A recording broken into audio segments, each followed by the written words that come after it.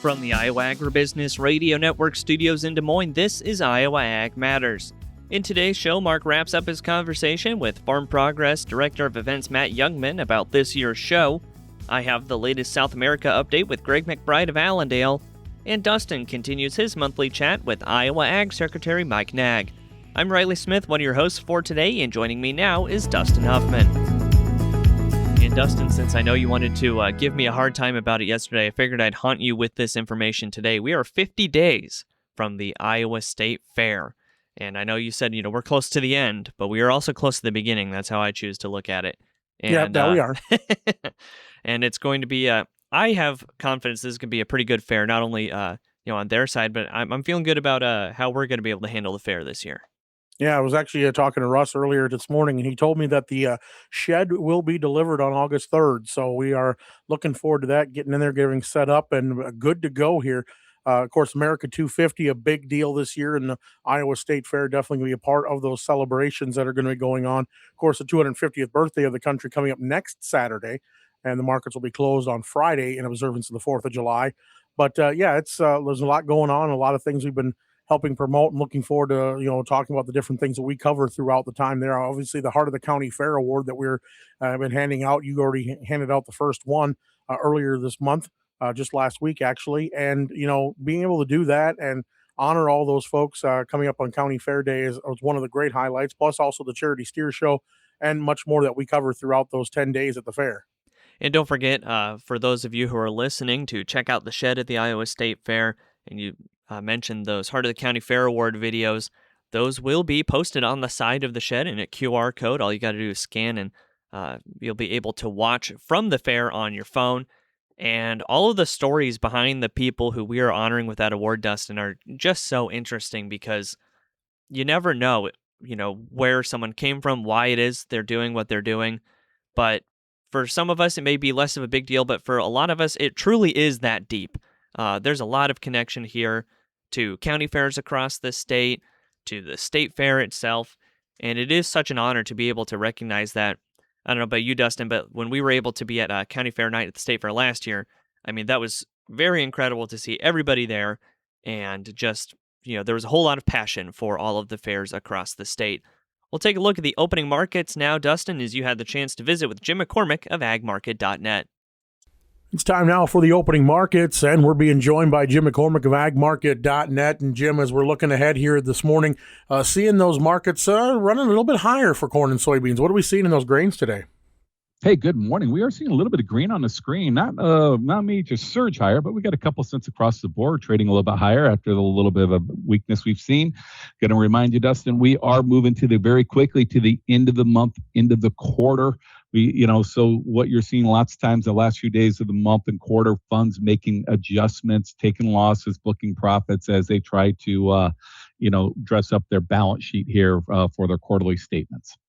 We were talking just before we went on, talking about some of the metals and even oil. There's basically been, obviously oil is watching those peace talks over Iran, very closely. But even the metals you said were even kind of buckling a little bit, not badly, but just enough to get some notice. They are. If you look at it, if you trade silver, from the long side, it has been a very, very ugly 2026.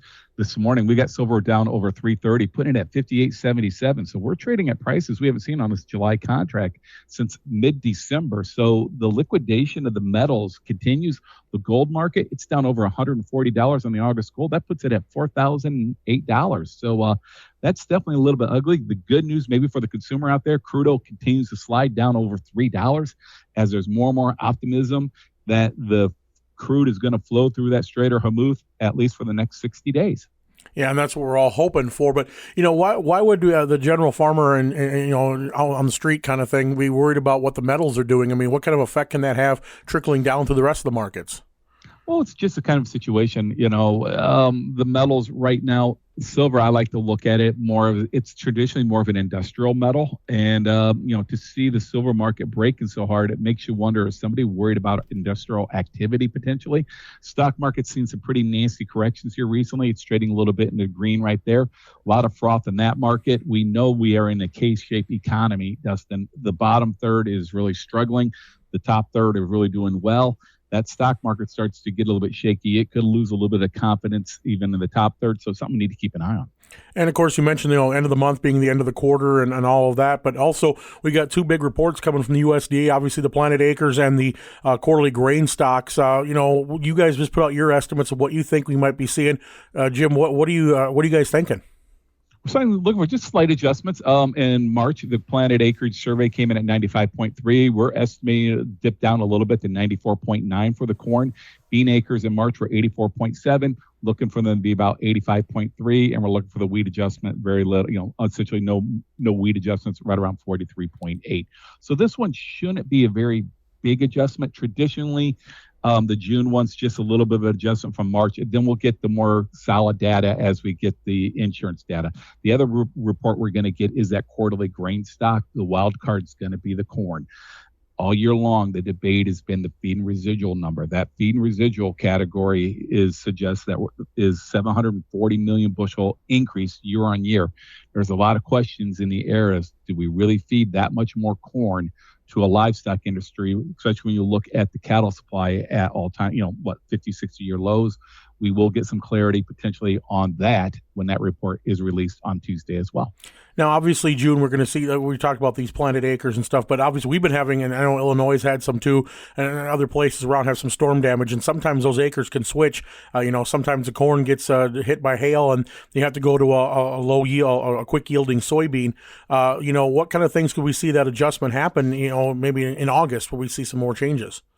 Well, you're going to get more changes. And the one thing you're just going to look at right now is the fact of the matter is this data is driven from a survey from the farmers. And unfortunately, or fortunately, how you want to look at it, the participation rate of the farmers of these surveys continues to drop. And what statistically, the less participation you get, the more room you get for error. Last year is a clean example. The difference between the corn acres that the survey showed in March to the final acres when released was over a 3 million adjustment. So what you're going to get in this. Get in the fair spirit at the Iowa State Fair and save before you go. The countdown is on to the Iowa State Fair, and now's the time to plan ahead. With advance admission tickets, lock in your visit before you arrive and step into 11 days of live music, fair traditions, incredible food, and summer moments you look forward to all year long. Save $5 now. Advance tickets are available now at iowastatefair.org, on the app, and at participating Iowa Hy-Vee and Fairway stores. Celebrate fair spirit at the Iowa State Fair. August 13th through the 23rd.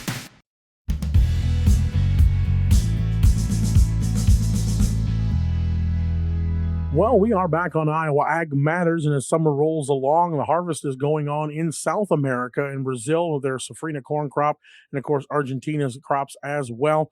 Riley Smith had a chance to talk with Greg McBride of Allendale to get the updates. First off, what are the latest weather patterns looking like for Brazil and Argentina? Yeah, 1 to 5 day forecast on the drier side for both countries. There is some rain in the southern portion, southeastern portion of Brazil, but the bulk of the country of Brazil is on the drier side. Same thing with Argentina. Looking out to the 6 to 10 day forecast, we do still see some dryness concerns in Argentina, but they do get a little bit out there. That'll be something to pay attention to when it comes to their wheat planting and conditions as we move forward through the rest of our summer, which would be getting into their fall and winter. Again, same thing with Brazil. There is rain in southern Brazil, but the bulk of the country is on the drier side. So again, this is something that we have to watch, because as we move further and further through the year, we've talked about this El Nino that should be starting to or is expected to kick up in South America and the southern hemisphere. It can lead to substantially drier conditions. So that could be more of an effect on Argentina than Brazil, but there will be some play in that when it comes to the El Nino impact. And then when we look at the crop progress in Brazil right now, I know very early stages of that safrinha harvest. How are they looking for progress? Yeah, they are sitting at 6% for their second crop corn right now. I mean, it's just slightly behind where they were at last year in the 5-year average. But it's so early on, nobody's going to throw any red flags on that. Right now, 6%. Last year was 7%. 5-year average puts them at 9%. And then in Argentina, I know they were getting very close to being finished with their progress there. Have they been able to wrap up? Yeah, soybeans are effectively done, 99% complete for through the 18th. Obviously, we would have to look at that as pretty well done. Corn side of things, over halfway, not quite to 2/3, sitting at 58%. That is in line with the 5-year average and just ahead of last year by 1%. So they're right where they need to be when it comes to their harvest. Obviously, beans done, corn in line with the 5-year average. And you mentioned with those dryness concerns, potentially impacting their crops down there. But regardless, it does still feel like even if there were some dry concerns, I mean, they're going to have a decent crop, right? Yeah, this wouldn't necessarily be anything that I would worry about for the old crop that is being harvested right now. It would be more so looking at the winter wheat crop that is going to be planted or is in the process of being planted currently, and anything that they go to plant it would be our fall, but it would be their spring next, say September, October, November, when they start to get into the soybeans and then obviously get into corn later. So that'll be something to monitor as we move through the summer, is how that El Nino sets up, if it's going to really impact them. Hi, my name is Ethan Smith, and I've been a certified crop advisor in Iowa for about 6 years. The Iowa CCA program is valuable to me because it helps keep me informed on new topics and research around the industry, including soils, insects, diseases, and much more. It's also a great way to network with others around the state and beyond. Iowa is known for its crops, and that's why we're here. To learn more about becoming a certified crop advisor, visit iowacca.org. Your local radio station brings you the local news you depend on. The Iowa Agribusiness Radio Network complements that with ag news, weather, and market updates tailored for Iowa's farmers. Together, we deliver the best of both worlds, local connection and industry expertise. It's all to keep you connected with the heartbeat of the heartland. The Iowa Agribusiness Radio Network, connecting rural Iowa with the news that matters to you.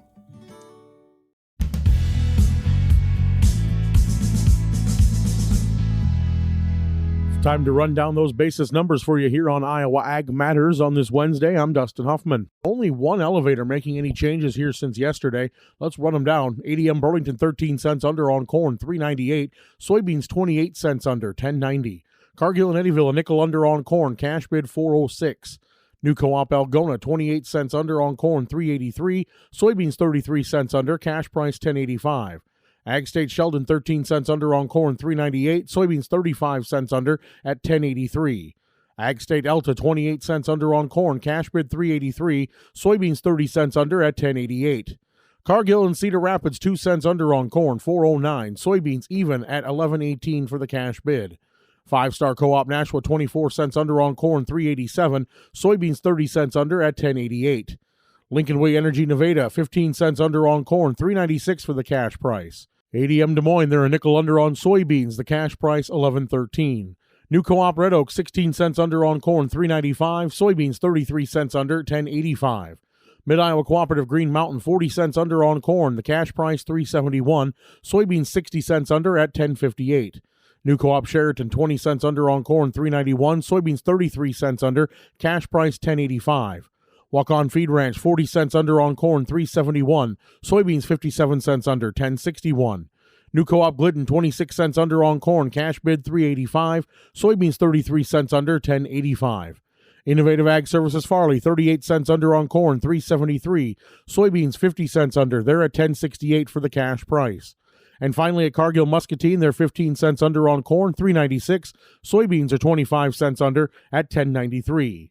Cash, corn, and soybean bids are subject to change without notice. Always check with your local elevators when making sales to obtain the most recent price. That's been a check of your basis bids here on Iowa Ag Matters. Stay with us. We'll be right back after this message. Burwell Livestock Market, Burwell, Nebraska. Friday, June 26th will be a special cattle auction. We start at 11:30 on a regular auction, selling bred cows, pairs, fall calves, and feeders. That's at the Burwell Livestock Market in Burwell, Nebraska. Friday, June 26th, special cattle auction, 11:30 on bred cows, pairs, fall calves, and feeders. You can look at our complete listings at burwelllivestock.com. You can view and bid online at DV Auction or Cattle USA, or give us a call here at the auction market, 308-346-4257.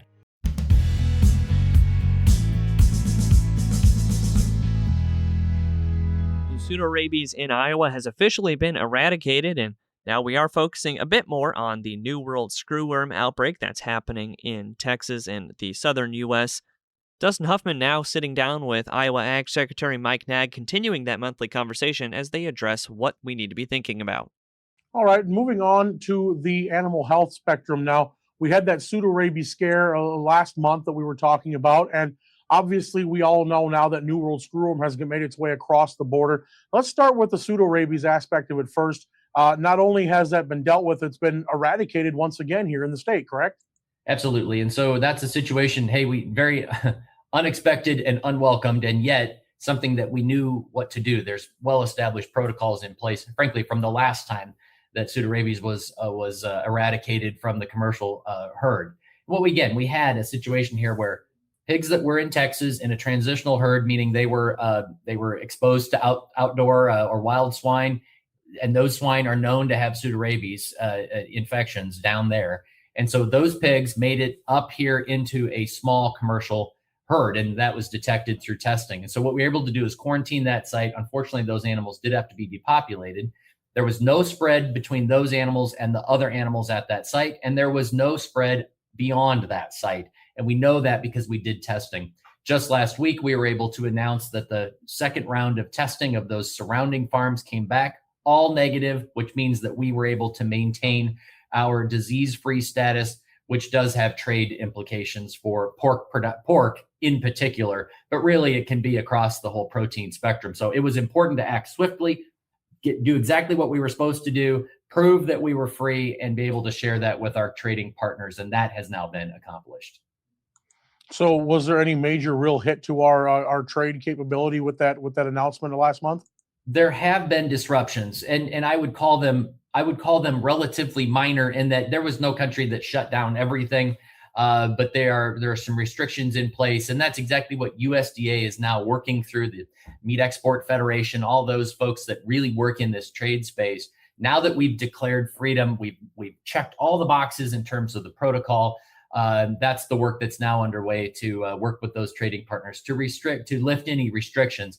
We are aware of some restricted movements to Mexico for a few products, not all. And South Korea has been another area, a big market for us with some disruption. Again, that's something that USDA is really focused on. And again, now that we're free and we did everything in very short order, we really hope that now can be corrected and that we can get back to normal business.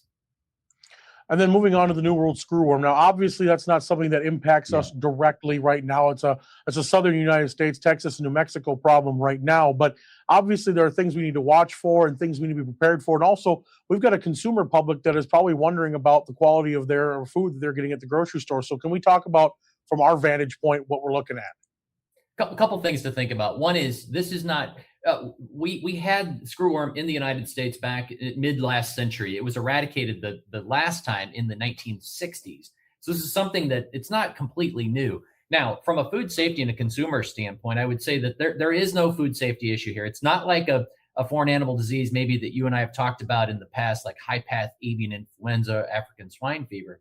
This is it's a parasite. This is delivered by flies into wounds. And if those larvae start feeding on that live flesh, that's problematic, obviously, but that can be treated and that animal can recover. So there's no depopulation that's needed here, like maybe a traditional approach to a foreign animal disease. So that's good news because it also says there's no food safety issue here and low human health risk as well. Not that humans can't, because really it's all warm-blooded mammals can be susceptible. But think of it, you've got to have something, a wound that gets eggs laid in it and you don't watch it. That's how these things develop. So for humans to have that issue, not going to be the case. Livestock and pets are really at risk. So from a food safety standpoint, there is no food safety challenge here. Food security, however, may be, because it depends on how widespread this gets. So then from the production side, yes, it's a Texas phenomenon and a Mexico phenomenon today. And there's really two ways that it can move. One is that fly population, again, that these flies that lay the eggs that create the larvae, if that moves north, they can bring this with them, obviously, and infest additional areas. The other way is for animals to move that are infested, and then that creates a population. And so that's what the focus is really on is, hey, out of those infested zones in Texas, if you're going to import or you're going to bring animals from there to Iowa, they would have to move under a permit. They would have to be viewed by a veterinarian within a few days before they depart, and they would have to be treated with a parasiticide before moving. Again, these are all layers of protection so that you aren't going to knowingly or unknowingly move an animal that's at risk for bringing it with them. And so that's really what the focus is, and really trying to fight this down where it is with sterile flies and et cetera, and restricting movements. I think the two things that kind of take away from there is one, these flies aren't just going to automatically swarm to Iowa right now. It's going to take time for them to move if they continue moving. But also the fact is wild animals also are going to be one of those wild cards because, like we've said before, flies, deer, other animals, they don't respect borders. They don't care about, where Mexico is and Texas is or Iowa is. It's just going to be one of those things you got to keep an eye out for. 100%. In fact, that's a great point, which is if diseases and pests respected political boundaries, they would have stopped at the border, right? And it's just not how it works. And so, again, what I would stress is I appreciate USDA, Secretary Rollins, the team, the APHIS team, Dudley Hoskins, and others. The way that you ultimately eradicate this, again, is that you have that fly, that New World screwworm fly, the females only breed once. If they breed with a sterilized fly, then there's no offspring. And so that's what happens is you flood that zone with sterile flies, and ultimately that pushes back that population. The challenge is that we don't have enough sterile fly production currently to be able to address the area, though they are working hard to do that. It could be next year, and maybe a year beyond that, to get back up to that level that we need to see and that we did see back in the 60s when they eradicated it. So what I would say is this one's not a huge mystery. We know how to solve this. Sterile fly usage, and then really watching those animal movements so that you don't move something that's got an infestation to establish a new population. Good news is with veterinary inspections and treatments, you can prevent those kinds of movements. Rod Stewart. When I see you tonight, a special evening with the icon. On a downtown train. A night of hit after hit after hit with special guest Richard Marks. Friday, August 14th, Iowa State Fair Grandstand. Reserve tickets on sale now through iowastatefair.org. Don't miss an electrifying event. Friday, August 14th. Rod Stewart, live. Well, markets are bouncing a little bit around here on the grain side of things. Riley Smith's going to get us our latest update of the midday numbers coming up next here on the Iowa Agribusiness Radio Network, where Iowa Ag matters.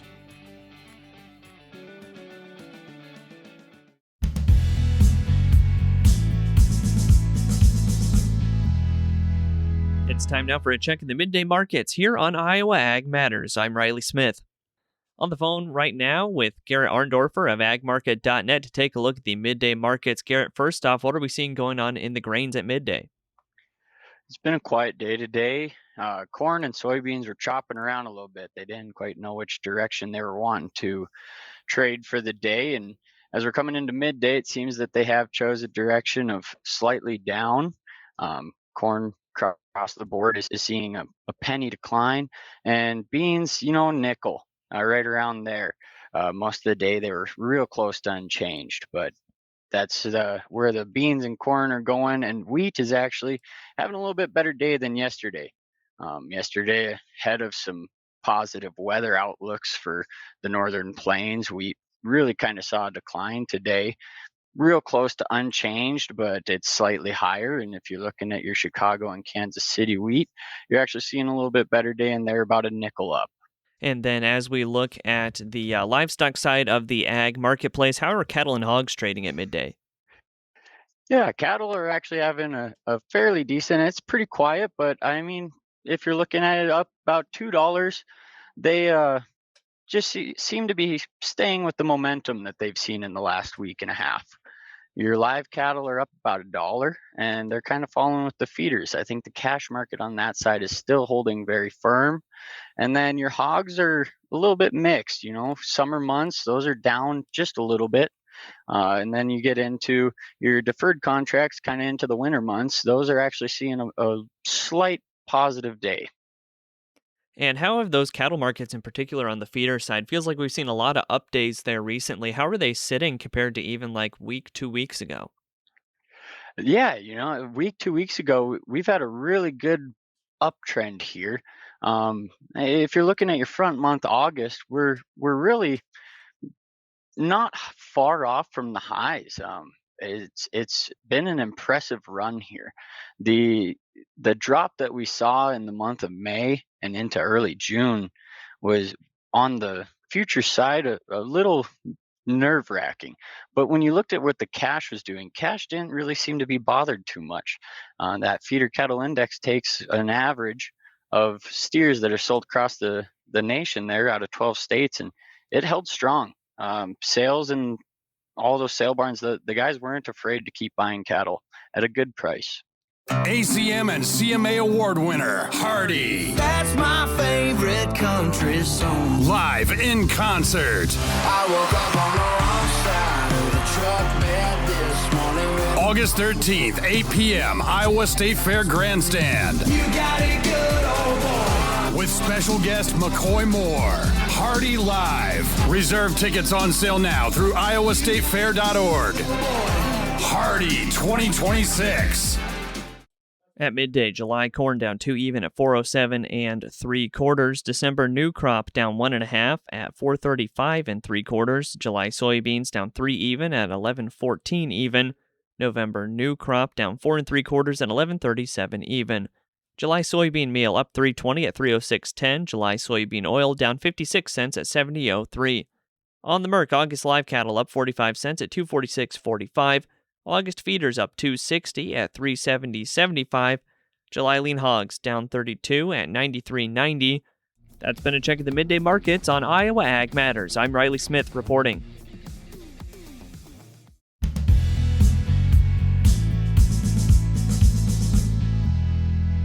Getting back into the livestock conversation now, as we mentioned earlier, Dustin Huffman visiting with Jim McCormick of agmarket.net to talk about this morning's cattle and hog trade. All right, Jim, moving over to the livestock side of things. I know it was a little bit of a down day yesterday, and we're getting ready to kick things off this morning. What are we seeing out there?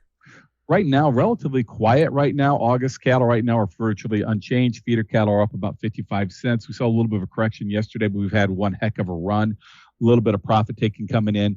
Where we're gauging right now on the cattle demand right now is we're going to see how the consumer movement is. Remember, we've got the big 250th anniversary of the United States here next weekend.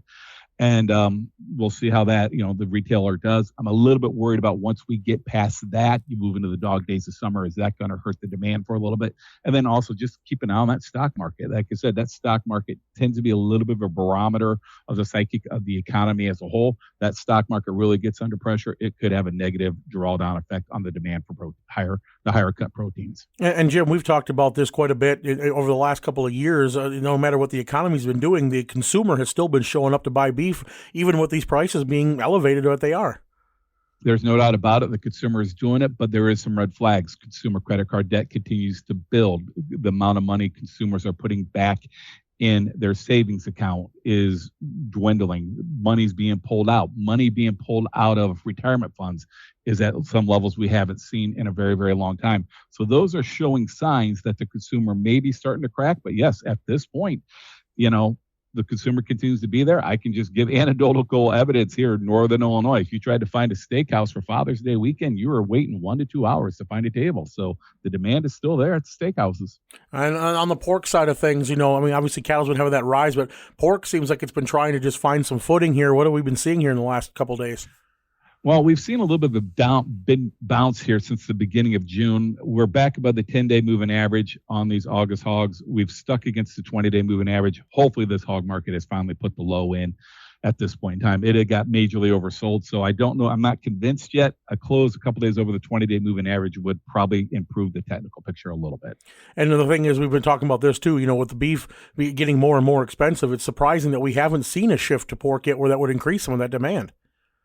If we have, like you said, we have not seen it replicated in the price, but I'm sure there are some people. There is anecdotal evidence. I've read an article suggesting that if you look at overall, the demand for beef at the steakhouses is hanging in there tight. But if you went and looked at the groceries, some of the groceries are starting to promote more of the chicken and the pork.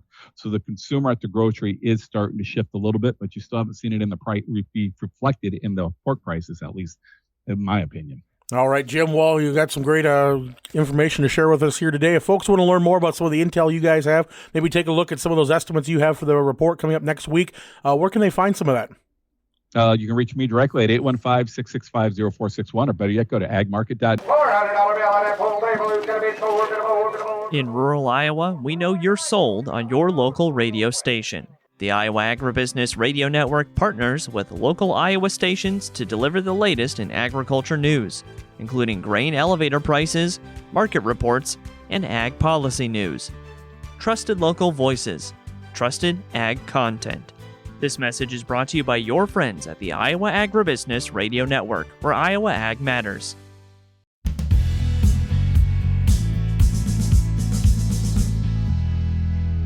Well, we've talked plenty about the Iowa State Fair, but of course, the Farm Progress Show will be coming soon after that as well. And Mark Magnuson had the chance to visit with Matt Jungmann of Farm Progress to have a pre-show conversation, and they're wrapping up that conversation now. Mark Magnuson for the Iowa Agribusiness Radio Network, and I'm joined today by Matt Jungmann here in the Iowa Agribusiness Radio Network studio. He is the Director of Events with Farm Progress, and of course, Matt, hear that name, and we know that we're getting close to the Farm Progress Show. And that's what I, really enjoy about the show is the fact that you hear about new technology, but you actually get to see it in action at the Farm Progress Show. For example, in years past, we've had spot spraying and smart spraying, and being able to actually see that. Yes, it's one thing to hear about it and hear people's testimonies, but until you actually see some of this new technology, you really don't get that full picture. Yeah, and there's a lot of things that are done with AI, and you see things online and you think, okay, is that really this? If you see it, it really proves out a lot of times. There's no AI, there's no deep fake of anything. You're actually standing there watching it happen, which is a great experience. And Matt, you are a farmer yourself as well when you're not working on the Farm Progress Show. So you have some experience in the field. You're able to talk with these companies, I would imagine, and say, hey, would this work for a display like this? And then able to bring them some real world advice, I would guess. Well, and there's a big difference between what they want to show and then effectively figuring out how to put it on display. And so, yeah, that experience is pretty good. And it allows me to maybe help them avoid some either doing it for 30 years or farming or something. It probably allows me to help them avoid problems or figure out the best way to demonstrate what they're trying to get done. And then I know last time that the show was in Boone, so that was the 2024 show, as you mentioned, there was a little bit of a different traffic pattern in terms of the route that you could take to the show, one of the routes that was open. Could you tell us, when you look back after the show, did things go as planned with that new route? Yeah, it gave us, with an overpass over the rail lines now, it gives us a safe alternative to get people in from the north without having to interact with a railroad at-grade crossing. So yes, we've got a new crossing there. That traffic plan was initiated in 2024, and we all did the postmortems, and we've already had the first traffic meeting of the year, and everybody agrees the traffic plan is kind of a copy and paste from 2024. So looking forward to that. There may be some changes for 2026 with the new Daisy plant going in there in Boone and a few things like that. But new for 2028. 2026 will be a copy and paste of 2024 because it works so well. And then I know as well that we need to start thinking about the date of the show, because it is it's getting much closer to the show now as we are here in July. So could you remind our listeners, our viewers, exactly what we're looking at for the show this year? Yeah, it might sound a little funny, but it lines up. We have always been the Tuesday, Wednesday, Thursday before Labor Day. Well, this year Labor Day is as late as it ever is on the calendar. So the Tuesday, Wednesday, Thursday before Labor Day this year are September 1st, 2nd, and 3rd. So ask everybody to mark their calendars. We've got tickets available on the website at a discount, and we've added a premium ticket package this year. You can buy your admission, a limited edition vintage Farm Progress Show hat, as well as a lunch voucher. You can buy that all as kind of one package, so you're ready to go. You're all turnkey and ready to enjoy the show. Matt, is there anything else that our Iowa listeners should be thinking about as we get closer to the show? No, we look forward to the gathering of the industry, get everybody together. It's a great opportunity. Obviously, the ag economy isn't great, but it's still an opportunity to get a couple days away from the farm before you hit the field for harvest, and take a look at some of the things that are new and the things that will be impacting the industry in the future. He is Matt Jungmann, the Director of Events with Farm Progress. Matt, thanks so much for stopping by the studio here today. And we're really looking forward to the 2026 show. Very good. Thank you. Hi, my name is Ethan Smith, and I've been a certified crop advisor in Iowa for about 6 years. The Iowa CCA program is valuable to me because it helps keep me informed on new topics and research around the industry, including soils, insects, diseases, and much more. It's also a great way to network with others around the state and beyond. Iowa is known for its crops, and that's why we're here. To learn more about becoming a certified crop advisor, visit iowacca.org. Looks like another perfect day to get out there and enjoy the summer. You hear that? Live music, laughing kids, the roar of the rides, and someone yelling, "Corn dogs!" That's Fair Spirit at the Iowa State Fair, August 13th through 23rd in Des Moines. 11 days of blue ribbon traditions, big summer nights, incredible food, and the kind of memories you talk about all year long. This is your Iowa State Fair. Plan your visit now at iowastatefair.org. August 13th through the 23rd. In rural Iowa, we know you're sold on your local radio station. The Iowa Agribusiness Radio Network partners with local Iowa stations to deliver the latest in agriculture news, including grain elevator prices, market reports, and ag policy news. Trusted local voices, trusted ag content. This message is brought to you by your friends at the Iowa Agribusiness Radio Network, where Iowa Ag matters. Well, that's going to put the wraps on another episode of Iowa Ag Matters. Thanks to Riley, thanks to Mark, and of course, thanks to you for listening. Mark up at the Winfield United Day and Story City at their plots to learn about what they're covering. Looking forward to hearing more on what he brings back from there. We'll see you again tomorrow on the Iowa Agribusiness Radio Network.